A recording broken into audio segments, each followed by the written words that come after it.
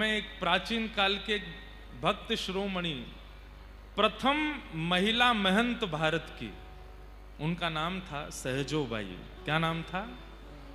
सहजोबाई। बहुत ध्यान से सुनिएगा। सहजोबाई, उनका एक पद है, पद के शब्द सुनिएगा।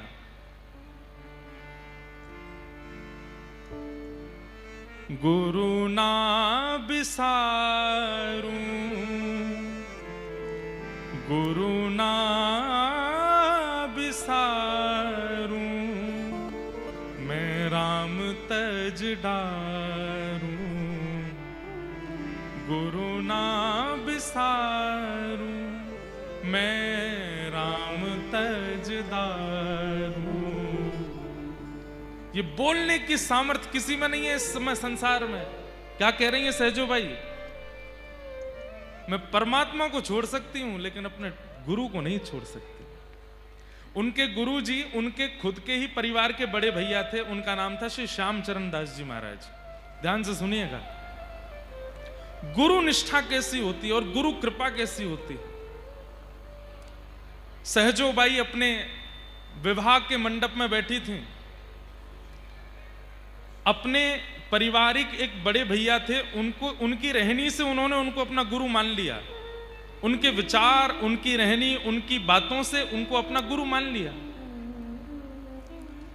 जब वो विवाह मंडप में बैठी तो सारा परिवार इकट्ठा हो गया। फेरे का समय आया तो उठी नहीं। पिता ने कहा, बेटी फेरे लेने हैं, तुम उठ क्यों नहीं रही हो? तो सहजोबाई कहती हैं, हमारे गुरुदेव नहीं आए, श्यामचरण दास जी नहीं आए। परिवार के लोग बोले, वो तो घर परिवार छोड़ चुके हैं, विरक्त हो चुके हैं, महात्मा हो चुके हैं, वो विवाह में कैसे आएंगे? सहजोबाई बोली, मैं विवाह तभी करूंगी जब मेरे गुरुदेव आके आशीर्वाद देंगे। पूरा परिवार दौड़ा दौड़ा गया। बीच में ब्याह रुका है। सबने जाके प्रार्थना की कि सहजो फेरे नहीं ले रही है। वो कह रही है, आप जब आओगे आपको देख करके विवाह करेंगे। श्यामचरण दास जी महाराज ने मन बनाया और विवाह में ना जाने वाले महापुरुष आए। जैसे सहजोबाई को देखा, पता नहीं उनके चित्त में क्या भावना आई और सिर पर हाथ रख के तुरंत आज्ञा कर दी, सहजो, गुरुदेव आपकी आज्ञा हो तो मैं फेरे ले लूं, मैं विवाह कर लूं। तो गुरुदेव ने आज्ञा कर दी कि मत करो, ये विवाह तुम्हारे लिए उचित नहीं है। तुम्हारे अंदर जो निष्ठा है, जो भावना है, जो प्रेम है संतों के प्रति, भगवत प्रति, गुरु के प्रति, उससे तुम्हारा गृहस्थ में प्रवेश करना उचित नहीं होगा, अन्याय होगा, मत करो। परिवार के लोग चकित रह गए, ये कैसे हमारे गुरुदेव ब्याह में आके ब्याह रुकवा दिया, उसके मुंह पे बोल रहे हैं कि तुम ब्याह मत करो। सहजोबाई ने तुरंत अपना सब ब्याह का वस्त्र सब उतार दिए और सामान्य वेश धारण कर लिया। बोले, गुरु आज्ञा हो गई, अब ब्याह नहीं करूंगी। चली गई सब छोड़ करके। दिल्ली में स्थान है सहजोबाई का, और वहीं रह करके बस अपने गुरु का स्मरण करती। एक दिन उनकी गुरु निष्ठा पर ठाकुर जी रीझ गए। इतना प्रेम, इतनी निष्ठा गुरु के प्रति रखती हैं। गुरुदेव को प्रार्थना करके आई हैं कि हे गुरुदेव, आप मेरी कुटिया पर प्रसाद पाने आओ। तो श्री श्यामचरण दास जी ने एक समय दे दिया कि हम इतने प्रहर पे तुम्हारे यहां आएंगे। उसी दिन ठाकुर जी भी रीझ गए उनकी भक्ति से। सब लोग इधर देखो, ध्यान से सुनना। गुरु जी ने कहा, कल हम इतने प्रहर पे तुम्हारी कुटिया आएंगे प्रसाद पाने के लिए। ठाकुर जी भी उसी प्रहर का प्रतीक्षा कर रहे हैं। बोले, मैं भी उसी समय जाऊंगा और देखता हूं सहजो मुझे पहले प्रणाम करेगी कि अपने गुरुदेव को करेगी। देखता हूं कैसी भक्ति, कैसी निष्ठा।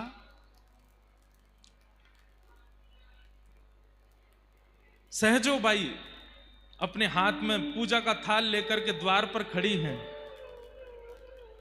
और तभी सामने मार्ग में दिखाई देते हैं श्यामचरण दास गुरुदेव।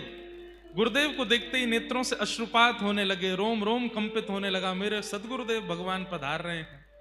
लेकिन तभी क्या देखती हैं कि गुरुदेव के ठीक बगल में मोर मुकुट धारण किए, पीतांबरी पहने हुए, अपने हाथ में अधर पर वंशी धारण किए हुए, ललित गति विलास बल गुहास प्रणय निरीक्षण कल्पितोर मान, ललित गति से चलते हुए त्रिभंग लली श्याम सुंदर भी चलते आ रहे हैं।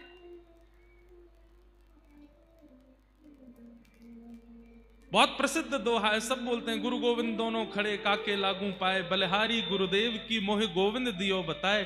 पर सहजो बाई की लीला में जो हुआ वो आप सोच भी नहीं सकते। गुरु भी आ रहे हैं, गोविंद भी आ रहे हैं, और सहजो बाई के हाथ में एक थाली लगी है।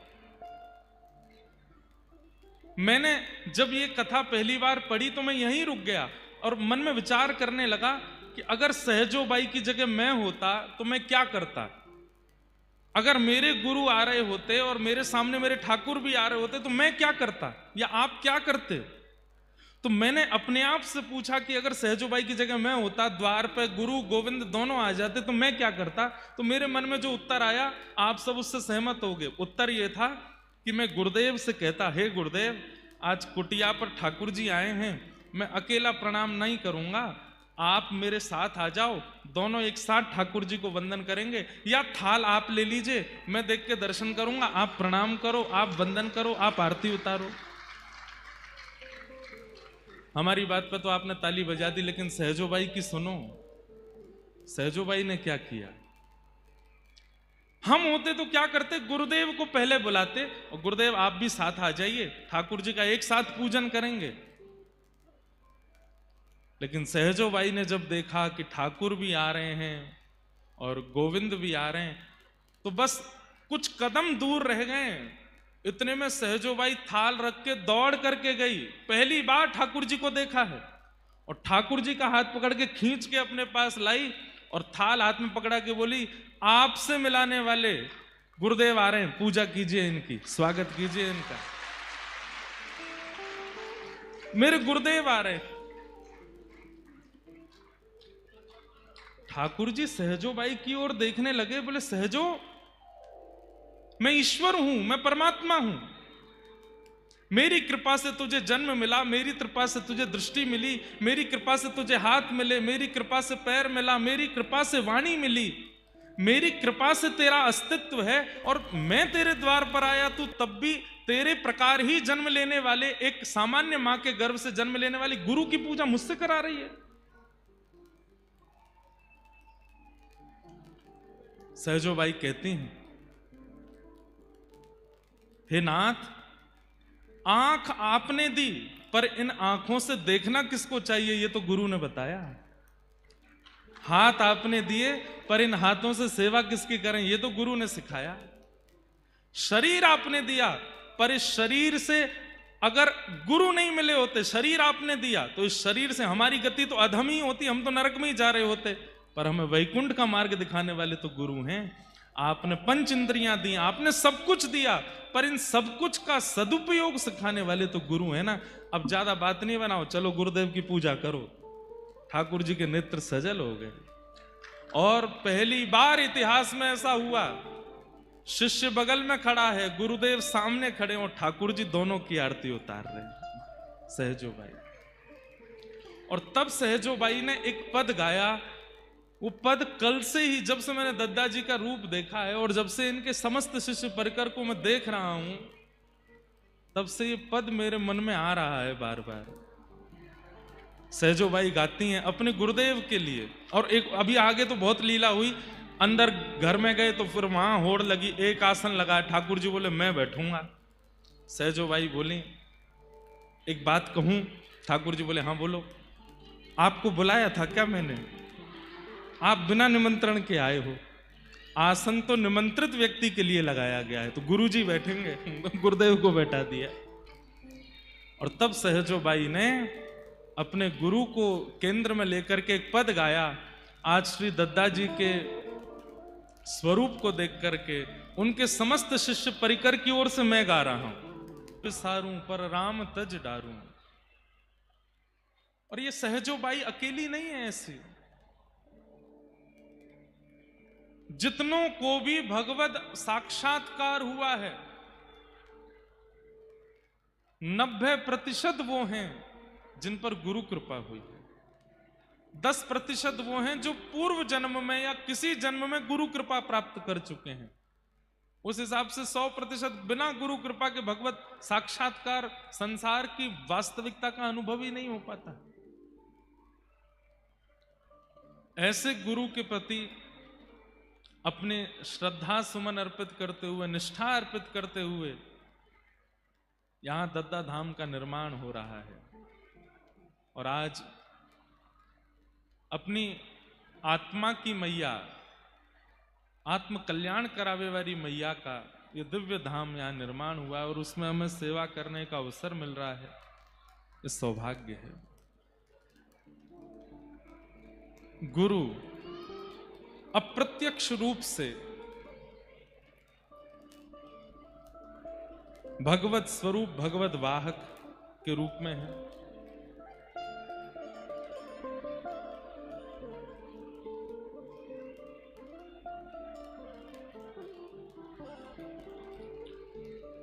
एक खबर सुन लीजिए भैया।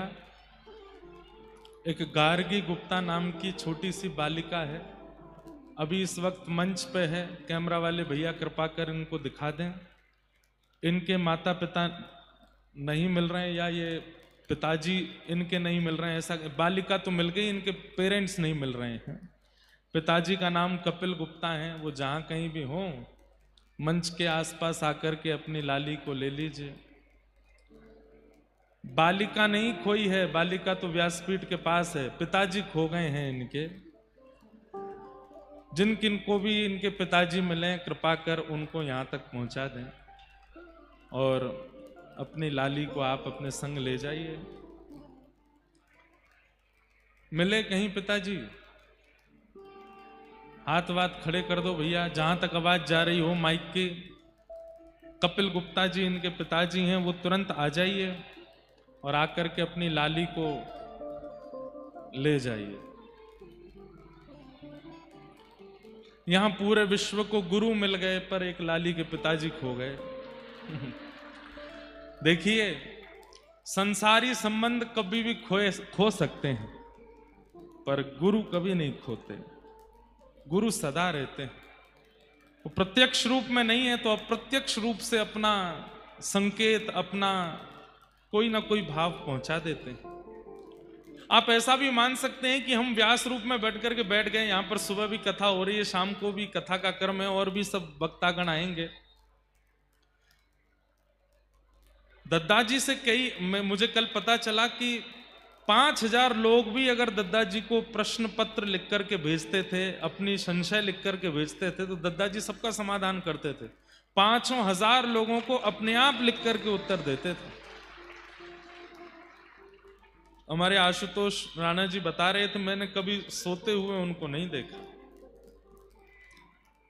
ऐसे गुरु भाग्य से, सौभाग्य से प्राप्त होते हैं। और ये बात बिल्कुल सत्य है। आप गुरु को नहीं ढूंढते हैं या गुरु का चयन आप नहीं करते हैं, गुरु आपका चयन करता है, गुरु आपको ढूंढता है। मैं एक बात कथा में कहा करता हूं, आपने अगर गुरु ढूंढे होंगे, आपने अगर ठाकुर जी को पकड़ा होगा तो आप छूट सकते हो, पर ठाकुर जी ने अगर, गुरु ने अगर आपको पकड़ा होगा तो आप कितने भी उड़ते रहो, गिरने वाले नहीं हो। उन्होंने पकड़ा। तो गुरु, ठाकुर जी के संबंध में ऐसा हो सकता है कि आप ठाकुर जी को पकड़ो, पर गुरु संबंध में तो गुरु ही आपको पकड़ते हैं, आप नहीं पकड़ते हो। आपकी सामर्थ्य नहीं उनको पकड़ने की। गुरु उस रूप में विराजमान है। गुरु शब्द का अर्थ क्या है? गुकारस्तु अंधकारस्यात् रूकारस्तु निरोधक। जो चित्त में विराजमान संशय रूपी अंधकार को दूर करते हो उन्हें गुरु कहते हैं। हमारी प्रार्थना है, हमें 3 दिन सेवा करनी है, बस थोड़ा सा आप लोग शांति का परिचय दीजिएगा। बाकी सब हम कह रहे हैं आपको, हम सब दे देंगे, बस हमको शांति दे दो आप। मंच के आसपास भी जो लोग हैं उनसे भी प्रार्थना है, बहुत धीरे चर्चा करें, शांति का परिचय दें। आज सुबह सुबह कुछ गुरु के प्रति भावना मन में प्रकट हुई। अगर आपको प्रस्थान करना हो तो आप आगे की यात्रा पर जा सकते हैं। हाँ, क्योंकि बीच में फिर आपको दिक्कत होगी उठने में। हाँ, शिष्य के शिष्यत्व में 5 बातें प्रधान हैं। उनमें से प्रमुख चर्चा है गुरु के रूप को देखें कैसे। सब लोग ध्यान से सुनिए। तो गुरु रूप में जब तक परब्रह्म का साक्षात्कार ना हो तब तक गुरु को ही परब्रह्म स्वरूप मानो। ये परब्रह्म ही है हमारे, और परब्रह्म भावना से ही उनका दर्शन करना चाहिए। गुरु साक्षात परब्रह्म तस्मै श्री गुरुवे नमः। तो गुरुदेव का दर्शन परब्रह्म दृष्टि से, परब्रह्म बुद्धि से, साक्षात ठाकुर जी। एक नगर के एक राजा थे, उनकी बेटी का नाम था वैराग्यवती। उनका नाम वैराग्यवती इसलिए पड़ा कि जब से उन्होंने बोलना सीखा तब से वैराग्य की बातें ही कहीं, इसलिए उनका नाम वैराग्यवती पड़ गया। सब लोग इधर देखिए, सावधानी से सुनिए सब लोग। यहां जितने भैया खड़े हैं मंच के आसपास, हाँ, माता जी को करके फिर विराज जाओ सब। वैराग्यवती नाम की एक राजकुमारी थी, राजकन्या थी, लेकिन पता नहीं कैसे, कौन से जन्म का उनका पुण्य था कि जन्म से जब से बोलना प्रारंभ किया वैराग्य की ही बातें मुख से निकलती थी। दुनिया के लोग सुंदर पुष्पों को देख के कहते कितना सुंदर है, कितना सुंदर है, कितनी इसकी सुगंधी देखो, इसका रंग देखो, इस पुष्प की कोमलता देखो। वैराग्यवती कहती सर्दियों को आने दो, पतझड़ का मौसम आएगा, सारी सुंदरता निकल जाएगी इसकी। घर के बड़े लोग कहते तू कैसी बात करती है, तेरे पास और कोई बातें ही नहीं होती। अब घर में रिश्तेदार के रूप में नव विवाहित जोड़ा आते, वो आकर के प्रणाम करते, बोले आप हमें आशीर्वाद दो, हम दोनों की जोड़ी सदा बनी रहे। वैराग्यवती आ जाती, वहां पर भी वैराग्य की बातें करने लगती। मन पंछी उड़ जाई हैं जादिन, तादिन तेरे तनु तर वर के, सबई पात झड़ जाई हैं, स्वार लाग करें सब पीती, सुर नर मुनि जन की यह रीति। सब स्वार्थ के संबंधी हैं, ये संबंध कोई विशेष नहीं है, तुम दोनों विवाह करके आए हो। हर जगह वैराग्य की बात करती थी, इसलिए उसका नाम वैराग्यवती। एक समय आने पर तो राजा ने छोटी सी कुटिया बना करके महल के बाहर उनका निवास बना दिया। बोले तुम यहीं रहो, और पूरे दिन क्या करती, केवल ठाकुर जी का स्मरण।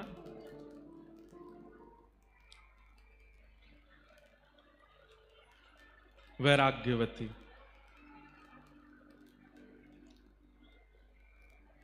ठाकुर जी का स्मरण करती, और कोई उसके पास चर्चा नहीं होती। एक दिन अपनी कुटिया में बैठी थी, नाम की कुटिया थी, क्योंकि राजा की पुत्री है तो सब प्रकारेण सारे सुख थे उसके पास। पिता ने सारी व्यवस्था कर रखी थी,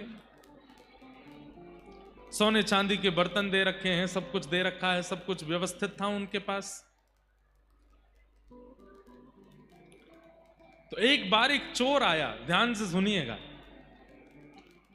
और उस चोर को पता चला कि राजा के यहां पहुंचना तो बहुत मुश्किल है, महल में रहते हैं, बहुत लोग पहरेदारी में रहते हैं, पर ये राजा की पुत्री है वैराग्यवती, ये बाहर रहती है, और हमने सुना है इसके पास भी इतना धन तो है इसकी कुटिया में कि अगर चोरी कर लिया जाए तो हमारा कम से कम 1-1.5 साल का तो पोषण हो ही जाएगा। तो वो चोर जैसे ही वैराग्यवती की कुटिया में प्रवेश करने लगा तो वैराग्यवती उस समय ठाकुर जी की पूजा करके कुछ प्रार्थना कर रही थी, तो उसने सुना ये बोल क्या रही है। तो वैराग्यवती बोल रही थी, ठाकुर जी मुझे संसार से वैराग्य हो गया, माता पिता परिवार सबने मुझे दूर कर दिया, आपकी बड़ी कृपा, आपकी कृपा से सब मुझसे दूर हो गए। बस अब मुझे एक की चाह है, आप मत मिलिए मुझे, पर मेरे जीवन में एक सदगुरु भेज दीजिए, जिन गुरु की कृपा से मैं आपको प्राप्त कर सकूं, ऐसे गुरु मेरे जीवन में भेज दीजिए, गुरु कृपा मुझ पर करवा दीजिए। और ठाकुर जी से बस प्रार्थना करती रहती, मुझे गुरु कब मिलेंगे, मेरे सदगुरु कहाँ होंगे, मेरे गुरु कब कृपा करने के लिए मेरे ऊपर आएंगे। तभी वो चोर पहुंच गया और चोर ने सुन लिया।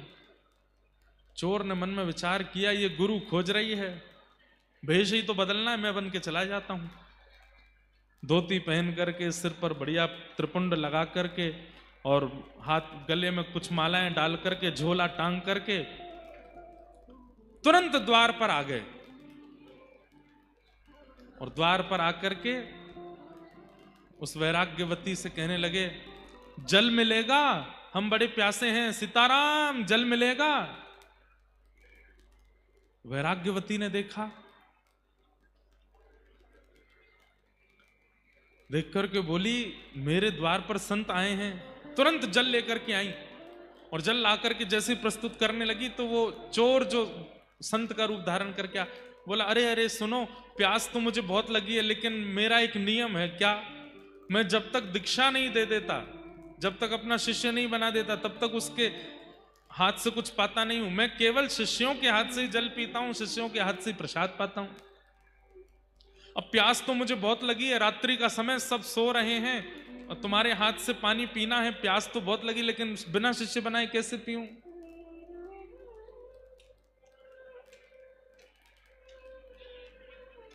वैराग्यवती बोली, आप प्यासे रहेंगे ये मुझे स्वीकार नहीं, और मैं तो अभी ठाकुर जी से कह ही रही थी कि मुझे गुरु दे दीजिए, और उसी समय आपका आना हुआ है, तो निश्चित है कि आपको ठाकुर जी ने ही भेजा होगा मेरे गुरु रूप में आने के लिए।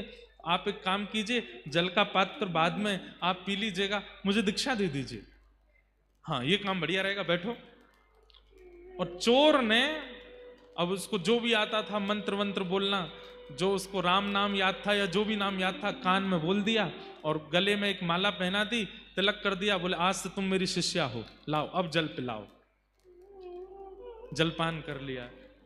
जलपान करने के बाद में गुरुजी बोले, बेटा अब हमको आगे अपने आश्रम की ओर जाना है और आश्रम का बहुत बड़ा उत्सव आ रहा है, उसकी व्यवस्था भी करनी है। जी गुरुदेव, आप आज्ञा करो। बोले, काम करो, तुम्हारे पास जितना भी द्रव्य है, जितना भी सब सामग्री है, सब लेके चलो और हमारे आश्रम में थोड़े सहायता करना। और हमारी गुरु दीक्षा का एक नियम और रह गया है, वो हम अभी करेंगे। क्या नियम है गुरुजी? बोले, आप चलो। तो वैराग्यवती चल पड़ी, अपने घर का सारा सामान लेकर के, सारा धन धान्य लेकर के। अब तो गुरु मिल गए हैं, जो कहेंगे सब करूंगी। हम आपको ये बताना चाहते हैं कि गुरु के प्रति निष्ठा का फल ठाकुर जी कैसे प्रदान करते हैं। आजकल भी ऐसा सुनने में मिल जाता है, कई इंटरव्यूज में, कई जगह बड़े बड़े चैनलों पर भी लोग बोलते हैं, संत जन आदि, कथा वक्ता आदि आदि आदि ये तो सब बस लूट रहे हैं, इतना पैसा ले रहे हैं, इतना ये कर रहे हैं, यहां पे ऐसा करते हैं। बहुत सावधानी से सुनो। अगर कोई इस मनस्थिति से कथा कर भी रहा है कि उसको धन कमाना है, कोई इस मनस्थिति से अगर शिष्य बना भी रहा है, तो भी शिष्य की दृष्टि कैसी होनी चाहिए ये सुनिए। उनको दंड नहीं मिलेगा ऐसा नहीं है। जो इस प्रकार लोगों का सिंचन करते हैं और केवल धन को प्रधानता देकर के सारी क्रियाएं करते हैं और रूप बनाते हैं वैष्णव का, ठाकुर जी कह रहे हैं वो बचने वाले नहीं है। उनको दंड यम नहीं देंगे, उनको दंड यमदूत नहीं देंगे, उनको दंड कोई और नहीं देगा, उनको मैं दंड देता हूं। और एक बात याद रखिएगा, क्लास टीचर डांट दे ठीक है, मॉनिटर डांट दे ठीक है, कोऑर्डिनेटर डांट दे ठीक है, प्रिंसिपल के पास अगर बात पहुंच गई तो फिर डांट कुछ ज्यादा ही सीधे रिस्ट्रिक्शन ही होता है फिर स्कूल में। ठाकुर जी प्रिंसिपल हैं, सबको दंड नहीं देते। सबको दंड देने के लिए भगवान ने यमराज जी बैठा रखे हैं, सबको दंड देने के लिए ठाकुर जी ने, अरे भैया आ जाओ, ये जिनकी मैया है वो आ जाओ। हाँ रुको, कहाँ है, क्या नाम है बता दो, हम बुला दें। अच्छा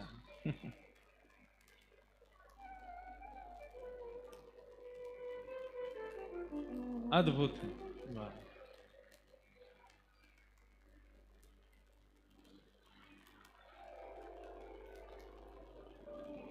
जय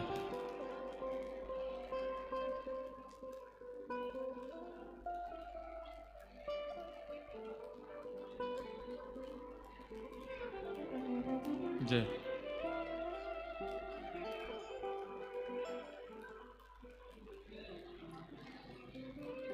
बोलो सदगुरुदेव भगवान की जय। दादाजी महाराज के परम कृपा पात्र और अभिनय जगत के भी अद्भुत कलाकार राजपाल यादव जी भी अभी अभी पधारे हैं, खूब खूब उनका अभिनंदन। हम जो प्रसंग सुना रहे थे वहीं चलें दोबारा। कटनी के लोग अद्भुत हैं, अद्भुत हैं। हमारे दादाजी महाराज बड़े सरल और बड़े सहज और बड़े सरल स्वभाव के हैं। हमें आज पता चला किस लिए उनके अंदर इतनी सरलता, क्योंकि जब समाज ही इतना सरल स्वभाव का होगा तो फिर गुरुदेव को भी सरल तो होना ही पड़ेगा। और हमारी कथा चल रही है, इतना गंभीर प्रसंग, वो माता जी यहीं खड़े होके, जल्दी आ, यहां पे आ। मंच से हम बोल भी रहे हैं तो भी यो नहीं कि भाई 1000 लोग कथा सुन रहे हैं ना, एक धीरे बोले ना तू इधर आ, और 2-4 लोग रोके तुम चुप रहो, बेटा खो जाएगा मेरा, इधर आ। ऐसी सरलता तो अच्छी, पर हमें हमारे प्रसंग पूरे करने तो नहीं, ध्यान से सुनो। तो वैराग्यवती, बचपन से ही वैराग्य आ चुका है सब चीजों से, ऐसी राजकन्या वैराग्यवती। कहां तक कहें, राजा ने भी अपने घर से बाहर एक कुटिया बना करके दे दी, वहां रहती है, क्योंकि घर में जो भी आता है सबको वैराग्य का ही ज्ञान देती है। आज गुरु की कामना कर रही थी तो एक चोर गुरु का रूप धारण करके आ गया और कहा कि मैं जल तो तभी पीऊंगा जब दीक्षा लोगी। तो दीक्षा ले ली। दीक्षा लेने के बाद में उस चोर ने कहा कि हमारे शिष्यत्व बनाने की एक विधि जो है वो जंगल में होगी, हमारे साथ चलो। तो राजकन्या वैराग्यवती गुरुदेव के चरणों में सब कुछ अर्पित करने के लिए जितना सोना चांदी, जितना धन धान्य उनके पास था, सब इकट्ठा करके अपने साथ अपने गुरुदेव के साथ जा रही है। बीच घनघोर जंगल में जाकर के उस चोर ने विचार किया, यहां राजा की सेना मुझे नहीं ढूंढ पाएगी और मैं यहां इसके पास जितना धन है सब चुरा करके यहां से भाग जाता हूं। पर यह भी एक तरीके से भागूंगा, कैसे? वैराग्यवती से कहा, वैराग्यवती इधर आओ। जी गुरुदेव आज्ञा करो। ये जितनी पोटली सामान सोना चांदी सब नीचे रख दो। रख दिया गुरुदेव, आज्ञा करो। पेड़ के पास खड़ी हो जाओ। पेड़ के पास खड़ी हो गई। एक बड़ी रस्सी लेकर के आए वो चोर और उस रस्सी से वैराग्यवती को बांध दिया और कहा, अब तुम्हारी असली दीक्षा हो रही है। क्या करना होगा गुरुदेव? बोले, जब तक मैं लौट करके ना आऊं तब तक तुमको यहीं बंधे रहना पड़ेगा, और तुम अगर यहीं बंधी रही तो तुम्हारी दीक्षा पूर्ण होगी। फिर तुम जो चाहोगी, जिस ठाकुर का दर्शन, जिस भाव का दर्शन, जिस लोक की प्राप्ति, वो सब तुमको मैं गुरु कृपा से तुमको प्रदान करूंगा। बस याद रहे जब तक मैं आऊं ना यहीं बंधी रहना। वैराग्यवती बोली, गुरुदेव आप चिंता मत करो, मेरी निष्ठा है आपके चरणों में। बंध गई वहीं पर। वो चोर गुरु जो बने थे सारा धन धान्य लेकर के, सोना चांदी आदि सब चुरा करके वहां से और निकलते बने, अपनी पोशाक वोशाक सब उतार के फेंक दी, खूब नाचने लगे। बोले अब तो आनंद आ गया, 1-2 साल की भरपाई हो गई, इतना सोना चांदी मिल गया, गुरु बन करके किसी को ठग लिया, अब आनंद आएगा। और वैराग्यवती तो वहीं खड़ी है और बार बार उस चोर के चरणों का ही स्मरण कर रही है। कैसे युगल चरण है मेरे गुरुदेव के, कैसे सुंदर स्वरूप है मेरे गुरुदेव के, मेरे गुरुदेव कितने कृपालु हैं। यहां राज्य में हल्ला हो गया कि वैराग्यवती अपने भवन में नहीं है और सारे उसके गहने और जितने भी सोने चांदी आदि थे वो सब भी वहां से कोई ले जा चुका है। राजा ने अपनी सेना लगा दी चारों दिशाओं में, मेरी पुत्री को ढूंढो, कहां है। ढूंढते ढूंढते 3 दिन लगे। 3 दिन बाद घनघोर जंगल में वैराग्यवती मिली। एक पेड़ से बंधी हुई खड़ी है, मुख पर प्रसन्नता है, अपने गुरुदेव का स्मरण कर रही है। तभी सैनिकों ने जाकर के वैराग्यवती को प्रणाम किया।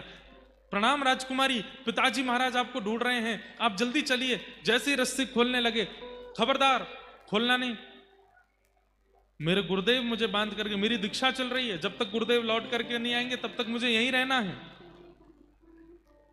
सैनिक अब इससे ज्यादा क्या कर सकते हैं, दौड़ करके राजा को जाके बताया, उस जंगल में वहां वैराग्यवती बंदी है, बोल रही है कि गुरुदेव बांध के गए हैं, वो जब तक नहीं खोलेंगे तब तक नहीं आऊंगे। राजा, राजमाता, पूरा परिवार गया, सबने जाकर के कहा वैराग्यवती चलो यहां से आगे जाना है घर पर। और कब तक बंधी रहोगी, 3-4 दिन तो तुम्हें हो गए। पिताजी आप तो जानते हैं बचपन से ही मेरा स्वभाव वैराग्य का रहा है, कृपा करके जब तक मेरे गुरुदेव आके ना खोलें तब तक मेरे को स्पर्श मत कीजिएगा। मेरे गुरुदेव ही आकर के रस्सी खोलेंगे तभी मैं यहां से जाऊंगी। राजा बोले तुम्हारे गुरु कौन है, क्या नाम है, कौन से संप्रदाय के हैं, किस शहर में रहते हैं, कहां उनका आश्रम है, कुछ तो बताओ। वैराग्यवती बोली ये तो मुझे नहीं पता। वो तुम्हें नहीं पता तो फिर कैसे चलेगा काम, मैंने गुरुदेव से नहीं पूछा, गुरुदेव बताएंगे तो मैं उसकी जानकारी रखूंगी, मैं अपने आप कैसे पूछ सकती हूं।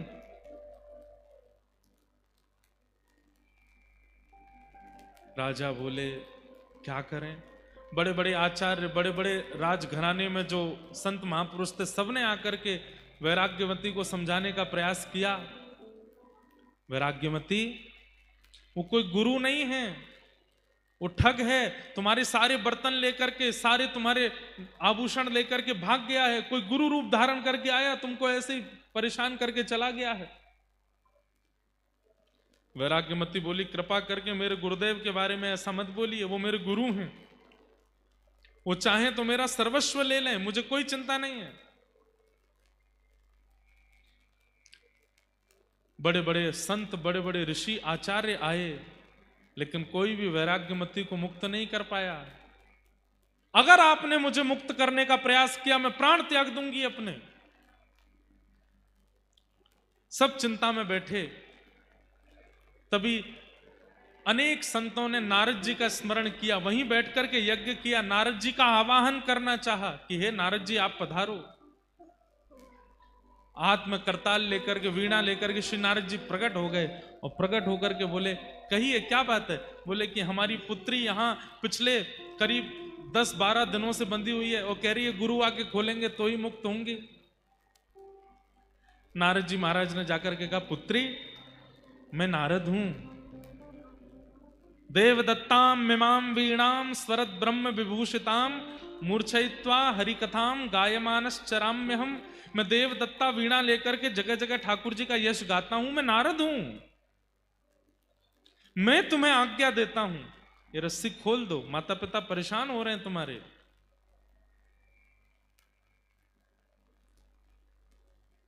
और तुम जिस गुरु के लिए यहां बंधी हुई हो वो गुरु गुरु नहीं है, वो कोई और है, वो केवल तुम्हारा धन हरण करने के लिए आए थे।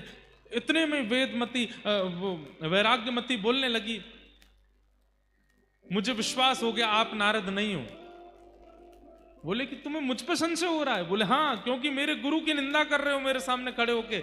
नारद जी वो नहीं हो सकते जो गुरु निंदा करे। नारद तो वो होते हैं जो गुरु की महिमा बतावे। आप मेरे गुरु की निंदा कर रहे हो, आप नारद नहीं हो सकते। नारद जी हार गए, राजा हार गए, पूरा परिवार हार गया, लेकिन वैराग्यमती ने रस्सी नहीं खोली। अंत तो गत्वा नारद जी ने जाकर के भगवान से कहा, बोले भगवान घनघोर कलयुग आ गया है। बोले क्यों? बोले एक चोर समान गुरु की बात मान करके एक वैराग्यमती नाम की कन्या अपने आप को पेड़ से बांध करके खड़ी है। उसका गुरु कोई संप्रदाय से नहीं है, उसकी गुरु की प्रणाली कोई परंपरा से नहीं है।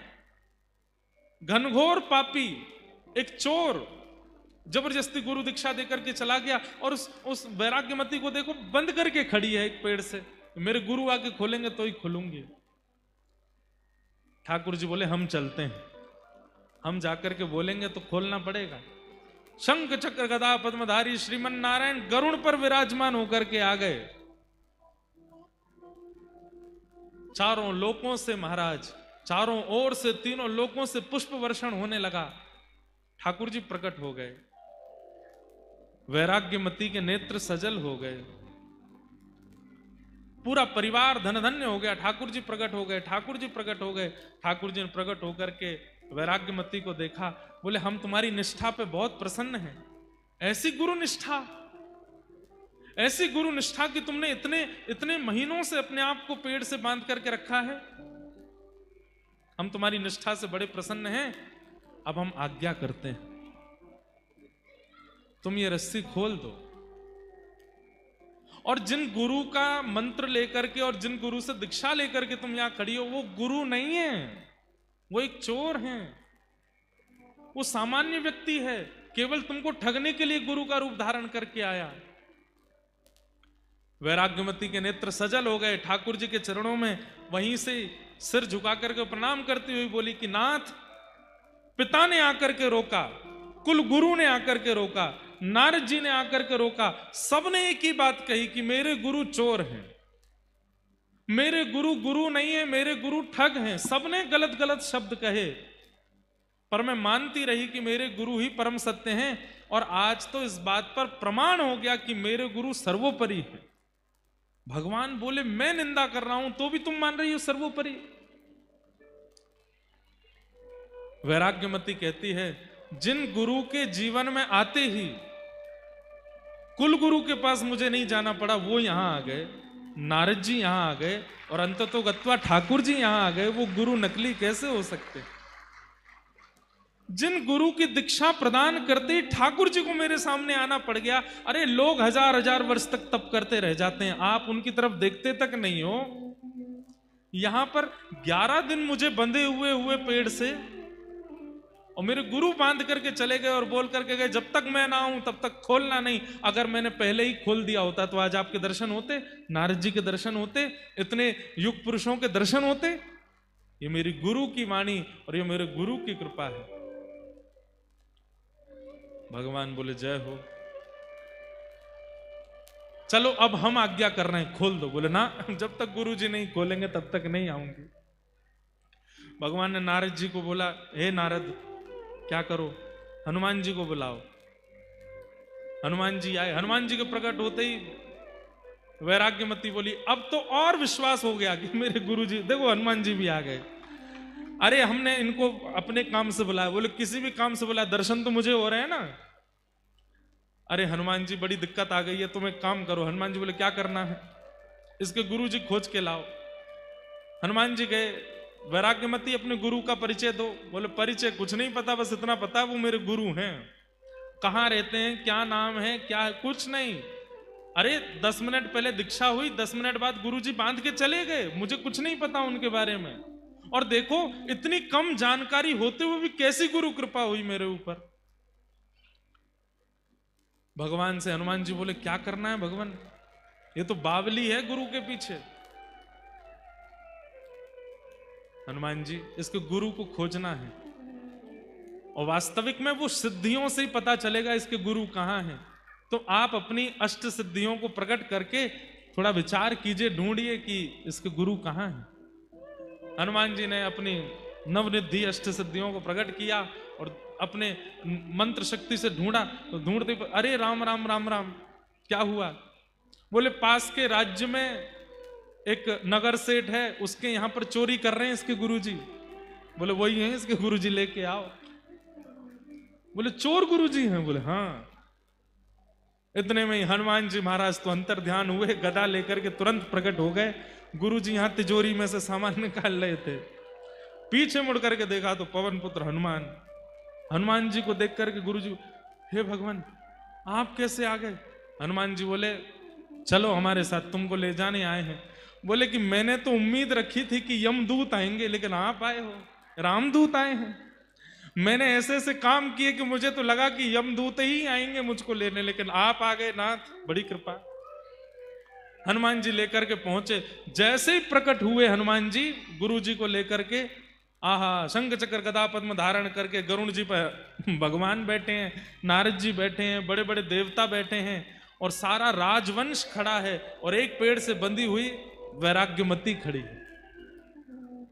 सबका दर्शन किया पहले तो चोर गुरु जी ने, सब क्रोध में देख रहे हैं उनको। बारे चोर, गुरु बनकर के ऐसी दीक्षा देकर के गया, जैसे ही वैराग्यमती को देखा, अब चोर बोलता है तू अभी तक बंधी है यहीं पे? वैराग्यमती बोली गुरुदेव आप आज्ञा करके गए थे कि जब तक आप नहीं खोलोगे तब तक मैं यहीं बंधी रहूंगी। भगवान ने कहा सबसे पहले तो इसको मुक्त करो। जा करके जैसे ही रस्सी खोली, वैराग्यमती ने चरणों में प्रणाम किया, भगवान गुरुदेव आपकी कैसी कृपा, 10 मिनट आपने मुझे दीक्षा प्रदान किया, रस्सी से बांध करके गए, आपकी कृपा से श्री हनुमान जी का दर्शन, नारद जी का दर्शन, पिता महाराज का दर्शन, गुरुदेव का दर्शन, ठाकुर जी का दर्शन हो गया। गुरुदेव आपको वंदन करती हूँ, प्रणाम करती हूँ।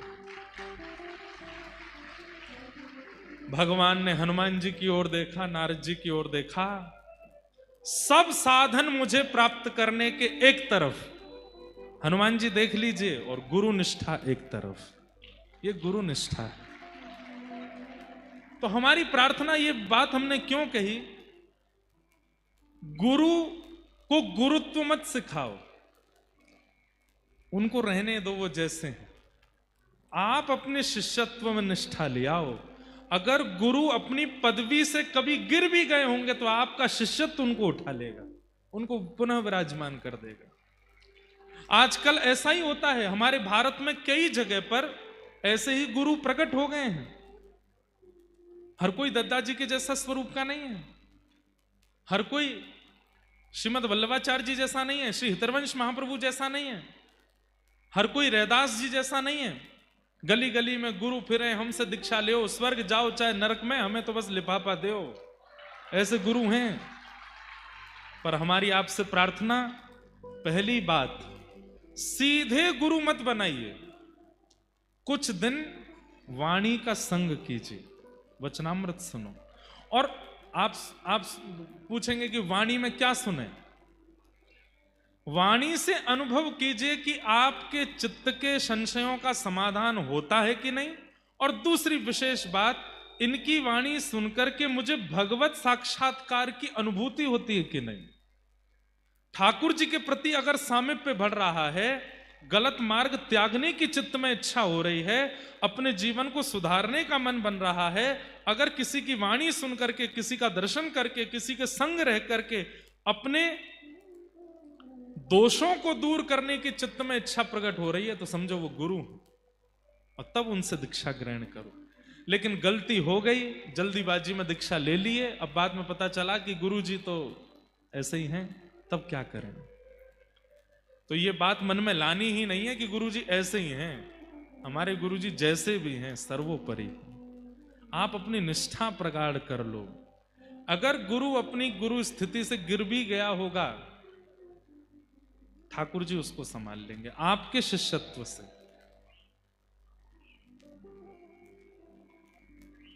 चाहे हार हो चाहे जीत हो, गुरु चरण में मेरी प्रीत हो।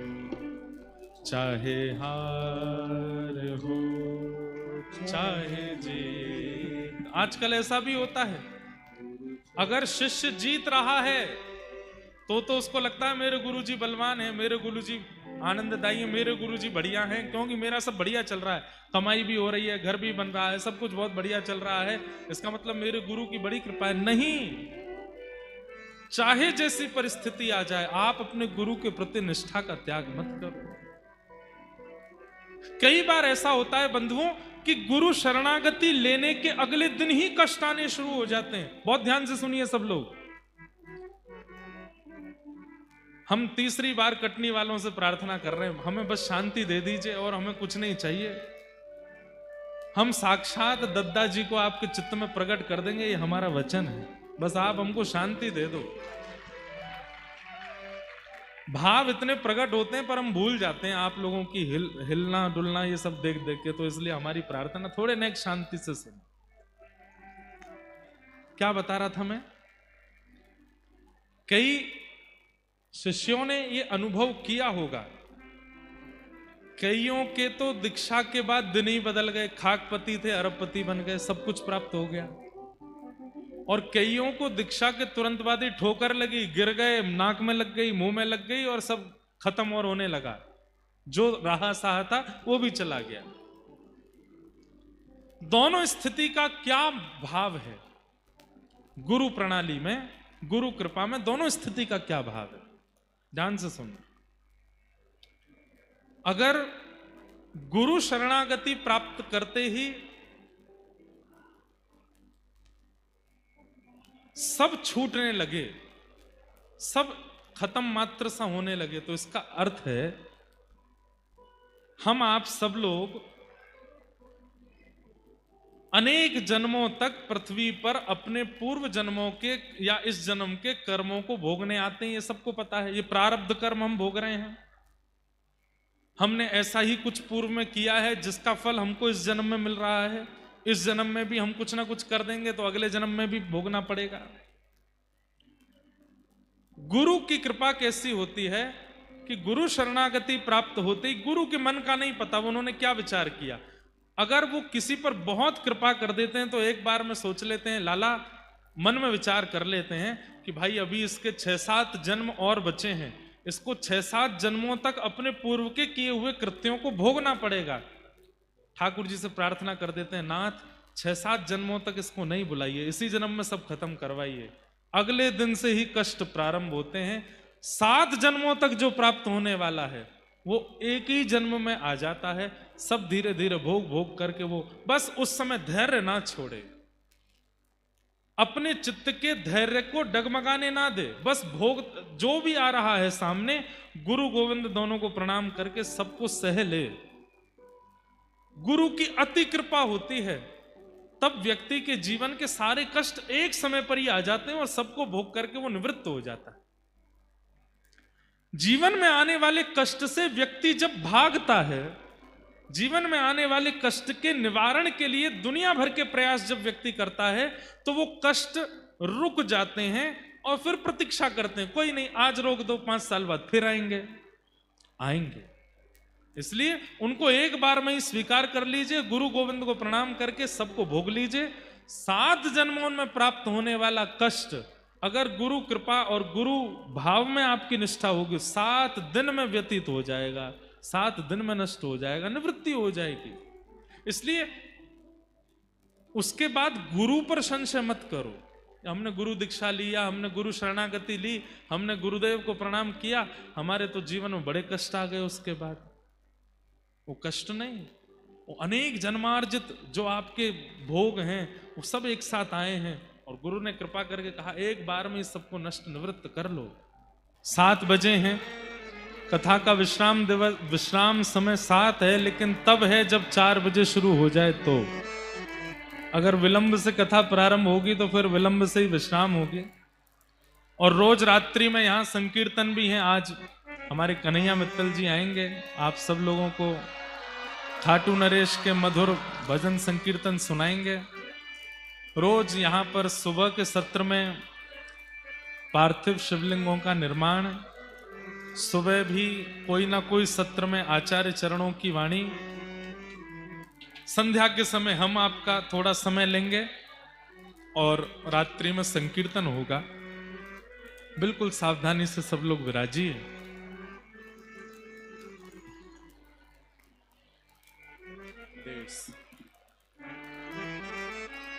एक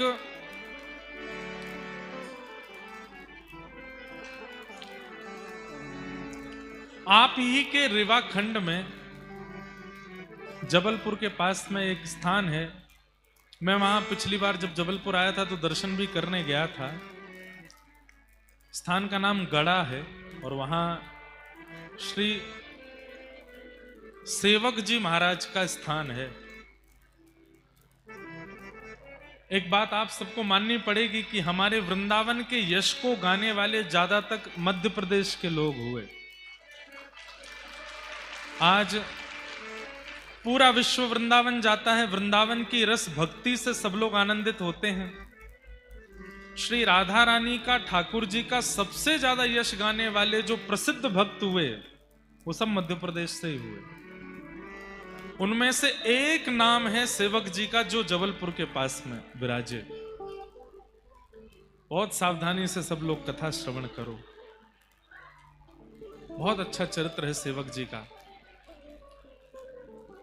तो आपका मूल नाम था श्री दामोदर दास और आपके साथ में ही आपके एक मित्र थे, उनका नाम था श्री चतुर्भुज दास। दामोदर दास जी और चतुर्भुज दास जी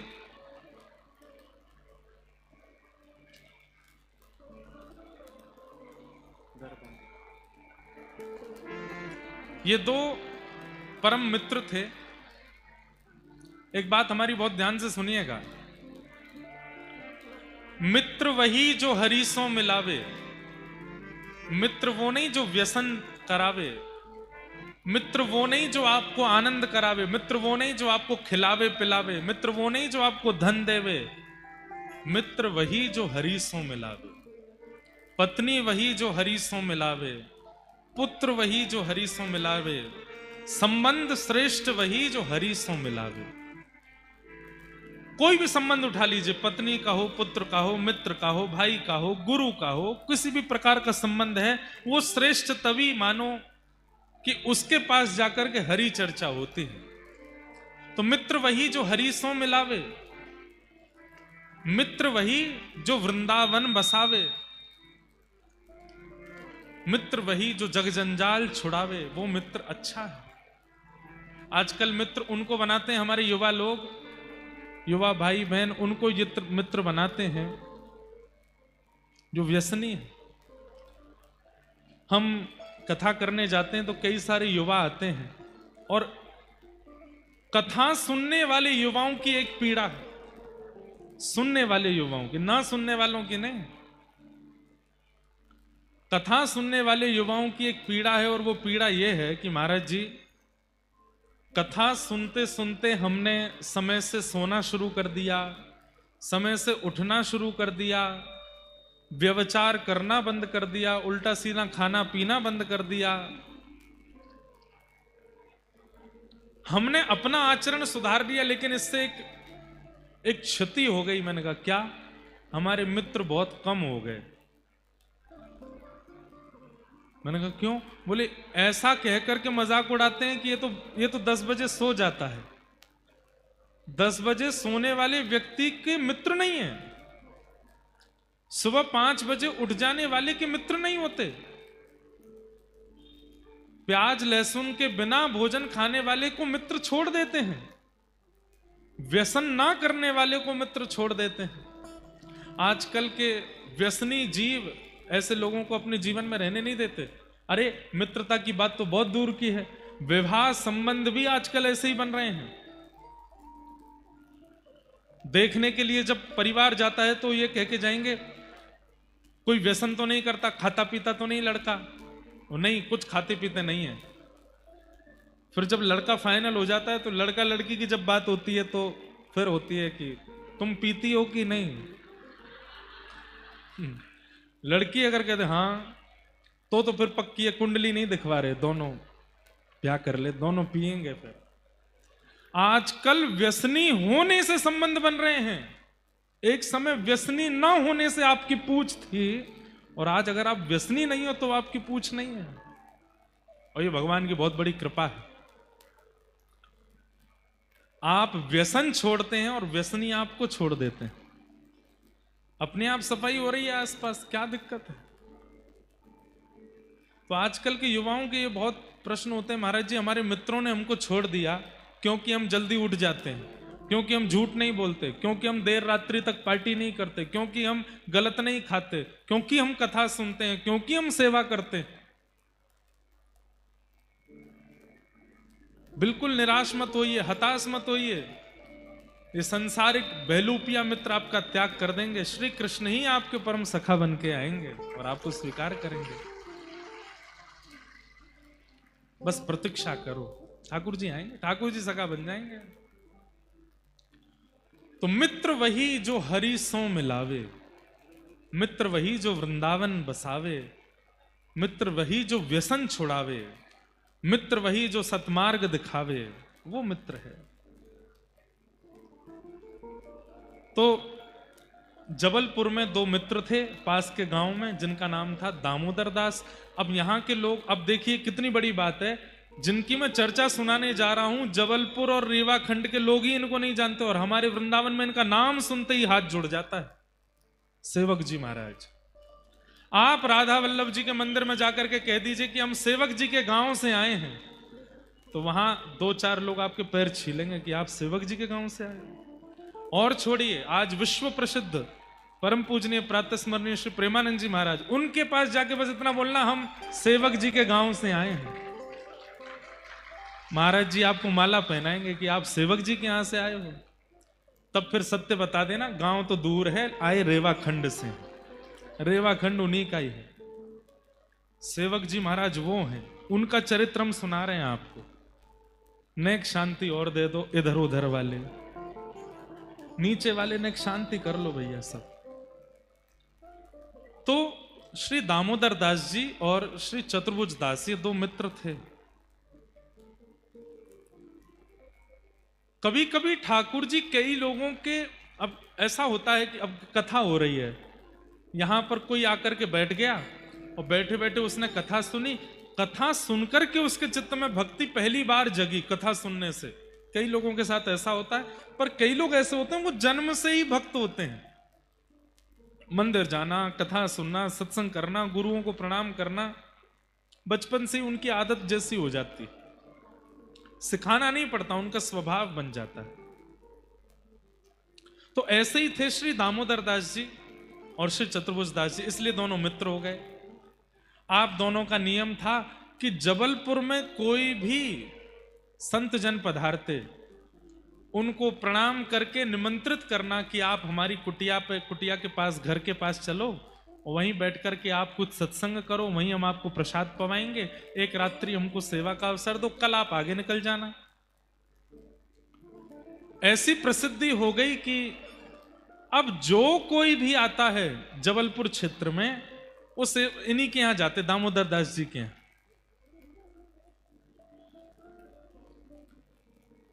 एक बार वृंदावन से कुछ महापुरुषों का आगमन हुआ। एक होता है ना कि चित्त में एक भावना बनी रहती है कि हमें जो प्रिय लगती है वो बात कोई सुना दे। तो सेवक जी श्री दामोदर दास जी सबकी बात सुनकर के यही सोचते थे कि ये ठाकुर जी के प्रेम स्वभाव की कोई बात बतावें, ठाकुर जी के नित्य विहार की कोई बात बतावें, श्री प्रिया जी की कोई बात बतावें। तभी कुछ महापुरुषों का वृंदावन से आगमन हुआ।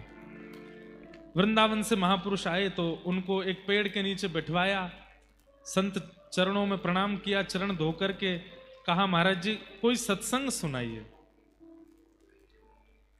तो उन संतों ने श्री प्रियालाल जी का एक पद गाया,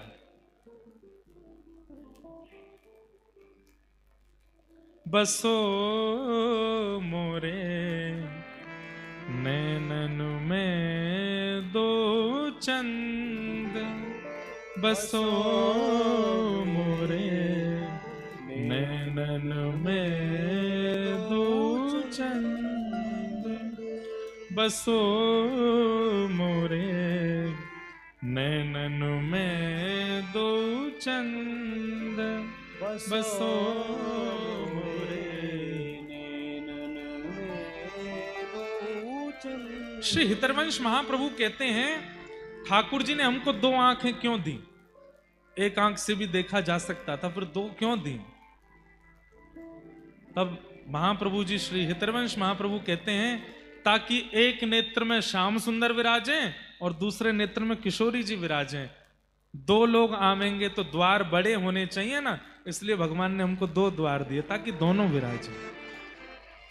अकेले ठाकुर जी होते तो एक आंख से भी काम चल सकता था, पूरी दुनिया एक आंख से भी देखी जा सकती, पर दो नेत्र क्यों?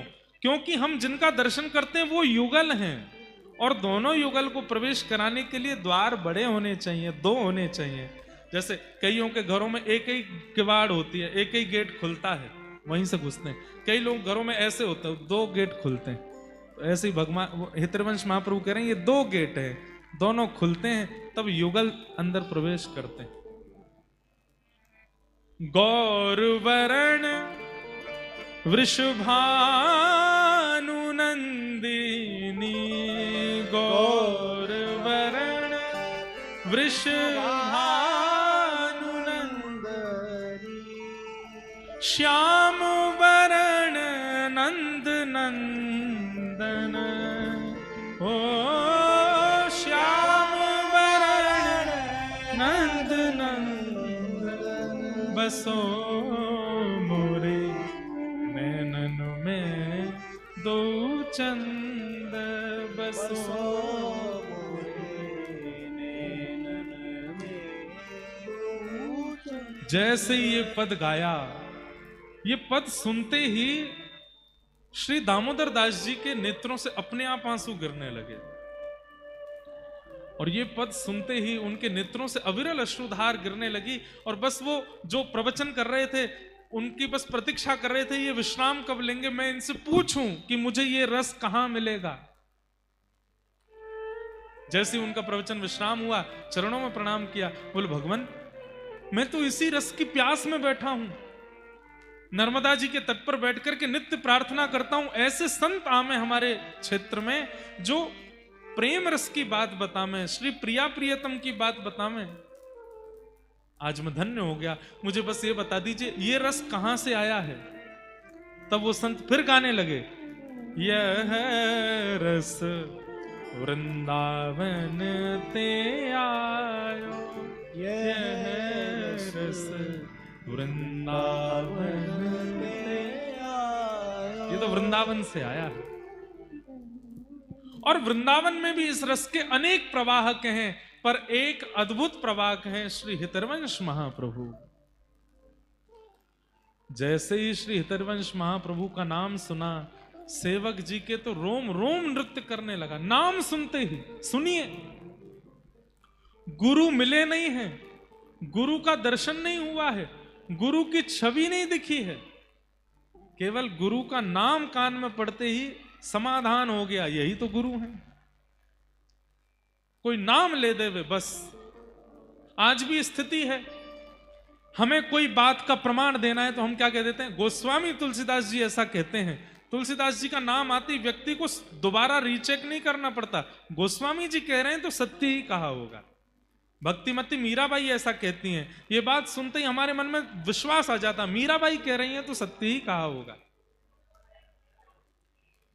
हमारे दद्दा जी के जितने भक्त हैं, उनको कोई बात का प्रमाण देना हो, बस ये दद्दा जी ने ऐसा कहा था, वो रीचेक थोड़ी करेंगे। दद्दा जी ने कहा था तो मतलब ये प्रमाणित है। इसे गुरुनिष्ठा कहते हैं कि आपकी आचार्य के प्रति दूसरी भावना नहीं, एक बार जो शब्द निकला, जो बात कही, वो प्रमाणित है।